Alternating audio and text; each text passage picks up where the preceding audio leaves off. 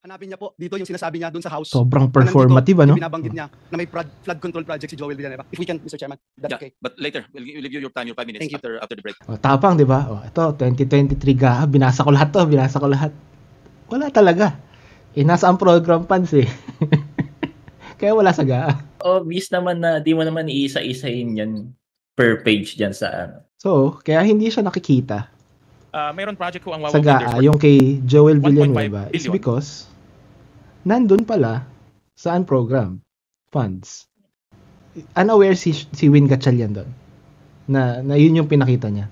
Tapos, lumabas after nung lunch break, chinek nung staff ni Ping Lacson yung mga projects na yun from program funds and nagtali at same ng description na sinabi ni Bryce Hernandez from the Congress. Ang theory ko dyan, di ba si Win Gatchalian niya? Kasi Baka pareho silang nilaglag majority ng niyan onte. eh.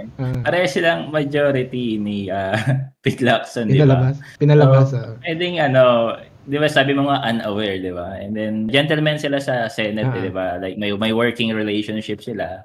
As much as possible, ayaw nilang ipamukha sa public na ine-expose nila yung isa't isa. So, yeah, parang pwedeng gano'n na pag-usapan na, kunwari may na-brought up chart about unprogrammed funds, tapos bigla naming nakita, ganyan. So, Pwede, hindi ko maiwasang maisip eh. Para at least hindi mukhang garapal yung turuan. Na nilaglag yung kapwa senador. Meron dito yung kinonfirm ni Ping Lacson eh. Just to lend credence to the assertion of, I don't know if it's JP Mendoza or Bryce Hernandez. Indeed, meron talagang 600 million as described, as enumerated under the unprogrammed fund. I just want to make it clear. But we will have to deal with this in the next hearing. Ito yung kiniklaim nyo na in-insert ni Senator Joel sa Bulacan.